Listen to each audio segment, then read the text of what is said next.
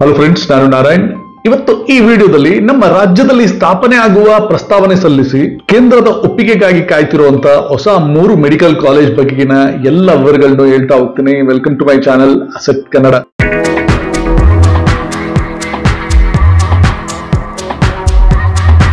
ಒಂದು ದಶಕಕ್ಕಿಂತಲೂ ಹೆಚ್ಚು ಸಮಯದಿಂದ ನಮ್ಮ ದೇಶದಲ್ಲಿ ಅತಿ ಹೆಚ್ಚು ವೈದ್ಯರನ್ನು ತಯಾರು ಮಾಡುವ ಕೀರ್ತಿ ನಮ್ಮ ರಾಜ್ಯದ್ದು. 2013-14ರಲ್ಲಿ 6755 MBBS ಡಾಕ್ಟರ್ಗಳನ್ನು ತಯಾರು ಮಾಡಿದ ನಮ್ಮ ರಾಜ್ಯ 2023-24ರಲ್ಲಿ 11745 MBBS ಡಾಕ್ಟರ್ಗಳನ್ನು ತಯಾರು ಮಾಡಿ ನಮ್ಮ ದೇಶದಲ್ಲೇ ಹೆಚ್ಚು MBBS ಡಾಕ್ಟರ್ಗಳನ್ನು ತಯಾರು ಮಾಡಿದ ರಾಜ್ಯಗಳ ಲಿಸ್ಟ್ ನಲ್ಲಿ ಮೊದಲನೇ ಸ್ಥಾನದಲ್ಲಿದೆ.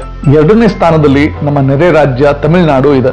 2013-14ರಲ್ಲಿ 6215 MBBS ಡಾಕ್ಟರ್ಗಳನ್ನು ತಯಾರು ಮಾಡಿ 2023-24ರಲ್ಲಿ 11650 MBBS ಡಾಕ್ಟರ್ಗಳನ್ನು ತಯಾರು ಮಾಡಿ ಎರಡನೇ ಸ್ಥಾನದಲ್ಲಿದೆ. ಆದರೆ ದೇಶದಲ್ಲೇ ಹೆಚ್ಚು ಮೆಡಿಕಲ್ ಕಾಲೇಜ್ಗಳನ್ನು ಹೊಂದಿರುವ ರ್ಯಾಂಕ್ ನಲ್ಲಿ 1ನೇ ಸ್ಥಾನದಲ್ಲಿ ತಮಿಳುನಾಡಿದೆ. ಹಿಂದೆ 2013-14ರಲ್ಲಿ 45 ಮೆಡಿಕಲ್ ಕಾಲೇಜ್ಗಳನ್ನು ಹೊಂದಿದ್ದ ತಮಿಳುನಾಡು ಈಗ 2023-2024ರಲ್ಲಿ 76 ಮೆಡಿಕಲ್ ಕಾಲೇಜ್ಗಳನ್ನು ಹೊಂದಿದ್ದು ಈಗ ತಮಿಳುನಾಡು ನಮ್ಮ ದೇಶದಲ್ಲೇ ಹೆಚ್ಚು ಮೆಡಿಕಲ್ ಕಾಲೇಜ್ಗಳನ್ನು ಹೊಂದಿರುವ ರಾಜ್ಯದ ಪಟ್ಟಿಯಲ್ಲಿ ಮೊದಲನೇ ಸ್ಥಾನದಲ್ಲಿದೆ. ಮತ್ತು ನಮ್ಮ ರಾಜ್ಯ 2013-2014ರಲ್ಲಿ 46 ಮೆಡಿಕಲ್ ಕಾಲೇಜ್ನೊಂದಿಗೆ ತಮಿಳುನಾಡು ರಾಜ್ಯಕ್ಕಿಂತಲೂ ಮೊದಲಿದ್ದ ನಾವು ಈಗ 2023-2024ರಲ್ಲಿ 70 ಮೆಡಿಕಲ್ ಕಾಲೇಜ್ನೊಂದಿಗೆ ಹೆಚ್ಚು ಮೆಡಿಕಲ್ ಕಾಲೇಜ್ಗಳನ್ನು ಹೊಂದಿರುವ ರಾಜ್ಯಗಳ ಪಟ್ಟಿಯಲ್ಲಿ 2ನೇ ಸ್ಥಾನದಲ್ಲಿದ್ದೇವೆ. ಅಂಕಿ ಅಂಶಗಳಲ್ಲಿ ಹೇಳಬೇಕೆಂದ್ರೆ ನಮ್ಮ ದೇಶದ ಒಟ್ಟು 11% MBBS ಸೀಟ್ಗಳು ನಮ್ಮ ರಾಜ್ಯದಲ್ಲಿ ಇದೆ. ಇದುವರೆಗೆ ನಮ್ಮ ರಾಜ್ಯ ನಮ್ಮ ದೇಶದಲ್ಲೇ ಅತಿ ಹೆಚ್ಚು MBBS ವೈದ್ಯರನ್ನು ತಯಾರು ಮಾಡಿ ಇಲ್ಲಿ ಪದವಿ ಪಡೆದ ವೈದ್ಯರು ದೇಶ ವಿದೇಶಗಳಲ್ಲಿ ವೈದ್ಯಕೀಯ ಸೇವೆಯನ್ನು ಸಲ್ಲಿಸುತ್ತಿದ್ದಾರೆ. ಇದಕ್ಕೆ ಮುಖ್ಯ ಕಾರಣ ವೈದ್ಯಕೀಯ ಸೇವೆಯ ಮಹತ್ವವನ್ನು ತಿಳಿದಿದ್ದ ಕೆಲವು ಕನ್ನಡದ ಮಹನೀಯರು ದೊಡ್ಡ ದೊಡ್ಡ ಆಸ್ಪತ್ರೆಗಳನ್ನು ಮತ್ತು ಆ ಆಸ್ಪತ್ರೆಗಳಲ್ಲಿ ಸೇವೆ ಸಲ್ಲಿಸಲು ಬೇಕಾದ ವೈದ್ಯರನ್ನು ತಯಾರು ಮಾಡುವ ಮೆಡಿಕಲ್ ಕಾಲೇಜ್ಗಳನ್ನು ಬಹಳ ಹಿಂದಿನಿಂದಲೂ ನಮ್ಮ ರಾಜ್ಯದಲ್ಲಿ ನಿರ್ಮಿಸಿದ್ದು. ಈಗ ನಮ್ಮ ರಾಜ್ಯ ಸರ್ಕಾರ ಕೇಂದ್ರದ NMC ಅಂದ್ರೆ ನ್ಯಾಷನಲ್ ಮೆಡಿಕಲ್ ಕಮಿಷನ್ ಅವರಿಗೆ ನಮ್ಮ ರಾಜ್ಯದಲ್ಲಿ ಹೊಸದಾಗಿ 3 ಮೆಡಿಕಲ್ ಕಾಲೇಜ್ಗಳನ್ನು ನಿರ್ಮಾಣ ಮಾಡುವ ಪ್ರಸ್ತಾವನೆ ಸಲ್ಲಿಸಿ ಒಪ್ಪಿಗೆಗಾಗಿ ಕಾಯ್ತಿದೆ. ಇದರಲ್ಲಿ 2 ಸರ್ಕಾರಿ ಕಾಲೇಜುಗಳು, ಒಂದು ರಾಮನಗರದಲ್ಲಿ ಈ ಮೆಡಿಕಲ್ ಕಾಲೇಜ್ ಅನ್ನು ರಾಮನಗರ ಟೌನ್ ನಲ್ಲಿ ಇರುವ Rajiv Gandhi university of health science campus ನಲ್ಲಿ ನಿರ್ಮಿಸಬೇಕೆಂದು, ಮತ್ತೊಂದು ಕನಕಪುರದಲ್ಲಿ ಈಗಿರುವ ತಾಲೂಕು ಆಸ್ಪತ್ರೆಗೆ ಅಟ್ಯಾಚ್ ಮಾಡಿ ನಿರ್ಮಾಣ ಮಾಡುವುದು, ಮತ್ತು 3ನೇದು ಪ್ರೈವೇಟ್ ಮೆಡಿಕಲ್ ಕಾಲೇಜು. ಇದು Adichunchanagiri institute of medical science ಅವರದ್ದು. ಇದನ್ನು ನೆಲಮಂಗಲದ ಹತ್ತಿರ ನಿರ್ಮಾಣ ಮಾಡಬೇಕಾಗಿದೆ. ಈ 3 ಮೆಡಿಕಲ್ ಕಾಲೇಜ್ಗಳು ನಿರ್ಮಾಣ ಆದರೆ ಇನ್ನೂ 450 ಹೊಸ ಮೆಡಿಕಲ್ ಸೀಟ್ಗಳು ನಮ್ಮ ರಾಜ್ಯಕ್ಕೆ ದೊರೆತಂತಾಗ್ತದೆ. ನಮ್ಮ ರಾಜ್ಯ ನಮ್ಮ ದೇಶದಲ್ಲೇ ಹೆಚ್ಚು ವೈದ್ಯರನ್ನು ತಯಾರು ಮಾಡುವ ರಾಜ್ಯ. ಆದರೂ ನಮ್ಮ ರಾಜ್ಯದಲ್ಲಿ ಈಗಲೂ ವೈದ್ಯರ ಮತ್ತು ಆಸ್ಪತ್ರೆಗಳ ಕೊರತೆ ಬಹಳ ಇದೆ. ಉದಾಹರಣೆಗೆ 31 ಜಿಲ್ಲೆಗಳನ್ನು ಹೊಂದಿರುವ ನಮ್ಮ ರಾಜ್ಯದಲ್ಲಿ ಇರುವುದು ಕೇವಲ 20 ಜಿಲ್ಲಾಸ್ಪತ್ರೆಗಳು ಮಾತ್ರ. ಇನ್ನು 11 ಜಿಲ್ಲೆಗಳಲ್ಲಿ ಜಿಲ್ಲಾಸ್ಪತ್ರೆಗಳೇ ಇಲ್ಲ. ಮತ್ತು 240 ತಾಲೂಕುಗಳನ್ನು ಹೊಂದಿರುವ ನಮ್ಮ ರಾಜ್ಯದಲ್ಲಿ ಇರುವುದು ಕೇವಲ 146 ತಾಲೂಕು ಆಸ್ಪತ್ರೆಗಳು. ಇನ್ನು 100ರಷ್ಟು ತಾಲೂಕುಗಳಿಗೆ ತಾಲೂಕು ಆಸ್ಪತ್ರೆಗಳು ಬರಬೇಕಿದೆ. ಮತ್ತು ನಮ್ಮ ರಾಜ್ಯದಲ್ಲಿ ಸಮುದಾಯ ಆರೋಗ್ಯ ಕೇಂದ್ರ ಅಂದ್ರೆ ಕಮ್ಯುನಿಟಿ ಹೆಲ್ತ್ ಸೆಂಟರ್ 180 ಇದೆ. ಪ್ರಾಥಮಿಕ ಆರೋಗ್ಯ ಕೇಂದ್ರ ಅಂದ್ರೆ ಪ್ರೈಮರಿ ಹೆಲ್ತ್ ಸೆಂಟರ್ 2310 ಇದೆ. ಮತ್ತು 8871 ಆರೋಗ್ಯ ಉಪಕೇಂದ್ರಗಳಿವೆ. ಇವುಗಳು ನಮ್ಮ ರಾಜ್ಯದಲ್ಲಿ ಆರೋಗ್ಯ ಸೇವೆಯನ್ನು ಸಾರ್ವಜನಿಕರಿಗೆ ಒದಗಿಸುತ್ತಿವೆ. ಹೋದ ವರ್ಷ ಆಗಸ್ಟ್ 2023ರಲ್ಲಿ ಕೇಂದ್ರ ಸರ್ಕಾರ ತನ್ನ ಗೆಜೆಟ್ ನಲ್ಲಿ ಒಂದು ರೆಗ್ಯುಲೇಷನ್ ಅನ್ನು ಪಾಸ್ ಮಾಡಿದೆ.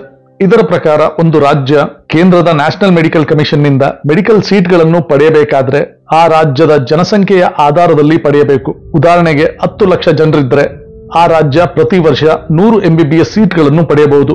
ಮುಂದೆ NMC ಈ ಹೊಸ ರೆಗ್ಯುಲೇಷನ್ ಪ್ರಕಾರ ರಾಜ್ಯಗಳಿಗೆ MBBS ಸೀಟ್ಗಳನ್ನು ಹಂಚಿಕೆ ಮಾಡುವುದಾದರೆ ನಮ್ಮ ಭಾರತದ ದಕ್ಷಿಣದಲ್ಲಿ ಬರುವ ರಾಜ್ಯಗಳಾದ ಕರ್ನಾಟಕ, ತಮಿಳುನಾಡು, ಆಂಧ್ರ, ತೆಲಂಗಾಣ ಮತ್ತು ಕೇರಳ ಈ ಯಾವ ರಾಜ್ಯಗಳಲ್ಲೂ ಹೊಸ ಮೆಡಿಕಲ್ ಕಾಲೇಜ್ಗಳನ್ನು ನಿರ್ಮಾಣ ಮಾಡುವ ಅಥವಾ ಹೆಚ್ಚು ಮೆಡಿಕಲ್ ಸೀಟ್ಗಳನ್ನು ಹೊಂದುವ ಅವಕಾಶ ಇರುವುದಿಲ್ಲ.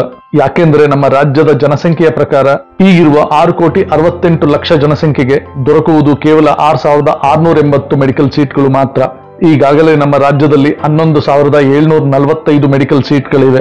ಈಗ ಕೇಂದ್ರ ತಂದಿರುವ ರೆಗ್ಯುಲೇಷನ್ ಪ್ರಕಾರ ಇನ್ನು ನಮ್ಮ ರಾಜ್ಯ ಹೆಚ್ಚು ಸೀಟ್ ಪಡೆಯುವುದು ಇನ್ನು ಕೆಲವು ದಶಕಗಳವರೆಗೆ ಸಾಧ್ಯವಾಗುವುದಿಲ್ಲ. ಇದೇ ತರಹದ ಲೆಕ್ಕಾಚಾರದಲ್ಲಿ ನಮ್ಮ ದಕ್ಷಿಣ ಭಾರತದ ಯಾವ ರಾಜ್ಯಗಳಿಗೂ ಹೊಸ ಮೆಡಿಕಲ್ ಸೀಟ್ಗಳು ದೊರಕುವುದಿಲ್ಲ. ಅಂದರೆ ಇನ್ಮುಂದೆ ನಮ್ಮ ರಾಜ್ಯದಲ್ಲಿ ಹೊಸ ಮೆಡಿಕಲ್ ಕಾಲೇಜ್ಗಳು ನಿರ್ಮಾಣ ಆಗುವುದಿಲ್ಲ ಎನ್ನುವಂತಾಗ್ತದೆ.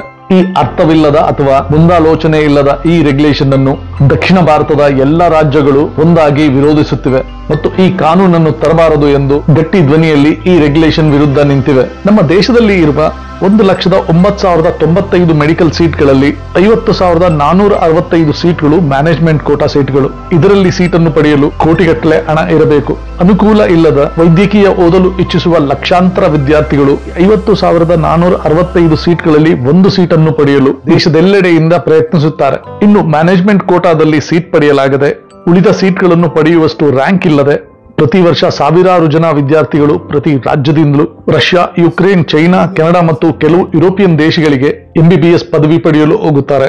ಈ ದೇಶಗಳಲ್ಲಿ 30 ಲಕ್ಷದಿಂದ 50 ಲಕ್ಷ ಹಣ ಖರ್ಚು ಮಾಡಿ ತಮ್ಮ MBBS ಪದವಿಯನ್ನು ಮುಗಿಸಿ ದೇಶಕ್ಕೆ ಹಿಂದಿರುಗುತ್ತಾರೆ.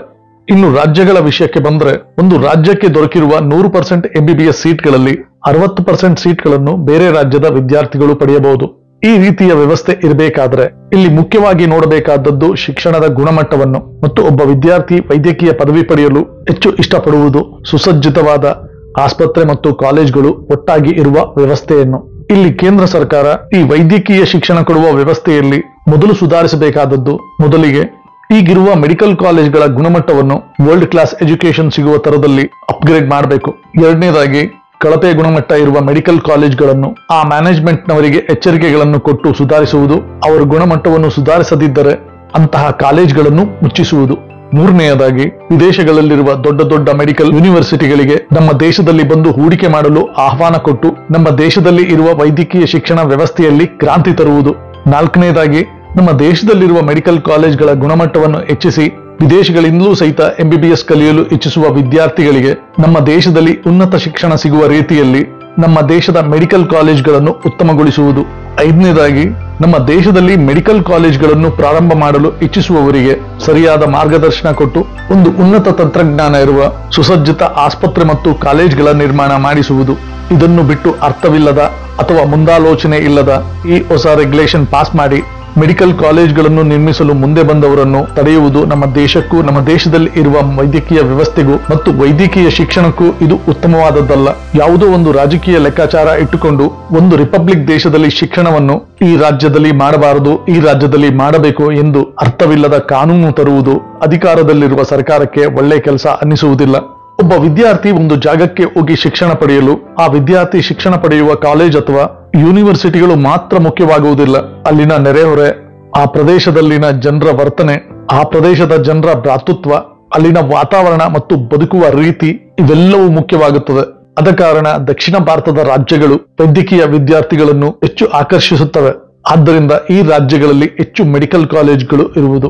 ಕೇಂದ್ರ ಸರ್ಕಾರದ ಮೊದಲ ಹೊಣೆ ಮೆಡಿಕಲ್ ಕಾಲೇಜ್ಗಳು ಕಮ್ಮಿ ಇರುವ ರಾಜ್ಯಗಳಲ್ಲಿ ಮೊದಲು ವೈದ್ಯಕೀಯ ಶಿಕ್ಷಣ ಕಾಲೇಜ್ಗಳು ನಿರ್ಮಾಣ ಆಗುವ ರೀತಿಯ ವಾತಾವರಣಗಳನ್ನು ನಿರ್ಮಿಸುವುದು. ಈ ಕೆಲಸ ಆದರೆ ಮೆಡಿಕಲ್ ಕಾಲೇಜ್ಗಳನ್ನು ಸ್ಥಾಪಿಸಲು ಇಚ್ಛಿಸುವವರು ಮುಂದೆ ಬಂದು ತಾವಾಗಿಯೇ ಆ ಪ್ರದೇಶಗಳಲ್ಲಿ ಮೆಡಿಕಲ್ ಕಾಲೇಜ್ಗಳನ್ನು ಸ್ಥಾಪಿಸುತ್ತಾರೆ ಅಥವಾ ಅಲ್ಲಿರುವ ಸರ್ಕಾರಗಳೇ ವೈದ್ಯಕೀಯ ಕಾಲೇಜ್ಗಳನ್ನು ನಿರ್ಮಿಸಬಹುದು.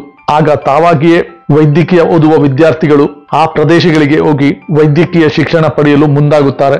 ಕೇಂದ್ರ ಸರ್ಕಾರ ಈಗ ತಂದಿರುವ ಕಾನೂನನ್ನು ಹಿಂಪಡೆದು ನಮ್ಮ ರಾಜ್ಯ ಸರ್ಕಾರ ಪ್ರಸ್ತಾವನೆ ಸಲ್ಲಿಸಿರುವ ಹೊಸ 3 ಮೆಡಿಕಲ್ ಕಾಲೇಜ್ಗಳಿಗೆ ಒಪ್ಪಿಗೆ ಕೊಡಬೇಕೆಂದು ವಿನಂತಿಸುತ್ತಾ, ಸ್ನೇಹಿತರೆ, ಈ ವಿಡಿಯೋ ನಿಮಗೆ ಇಷ್ಟ ಆಗಿದ್ದಲ್ಲಿ ಲೈಕ್ ಮಾಡಿ, ಶೇರ್ ಮಾಡಿ, ಸಬ್ಸ್ಕ್ರೈಬ್ ಮಾಡ್ಕೊಳ್ಳಿ. ಮತ್ತೆ ನಿಮ್ಮ ಅನಿಸಿಕೆ ಅಭಿಪ್ರಾಯನ ಖಂಡಿತ ಕಮೆಂಟ್ ಬಾಕ್ಸ್ ಅಲ್ಲಿ ತಿಳಿಸಿ. ಮತ್ತೆ ನಾವು ಇದೇ ರೀತಿ ಇನ್ನೂ ಹೆಚ್ಚು ವಿಡಿಯೋ ಮಾಡಲು ನಮ್ಮ ಚಾನಲ್ ಅನ್ನು ಪ್ರೋತ್ಸಾಹಿಸಲು ಸಬ್ಸ್ಕ್ರೈಬ್ ಮಾಡ್ಕೊಳ್ಳಿ. ಈ ಬೆಲ್ ಐಕನ್ ಅನ್ನು ಒತ್ತಿ ನಮ್ಮ ಚಾನಲ್ ಅಲ್ಲಿ ಬರುವಂತಹ ಎಲ್ಲ ಹೊಸ ವಿಡಿಯೋದ ನೋಟಿಫಿಕೇಶನ್ ಬರ್ತದೆ. ಈ ವಿಡಿಯೋನ ಈವರೆಗೂ ವಾಚ್ ಮಾಡಿದ್ದಕ್ಕೆ ಧನ್ಯವಾದ. Thank you. ನಮಸ್ಕಾರ.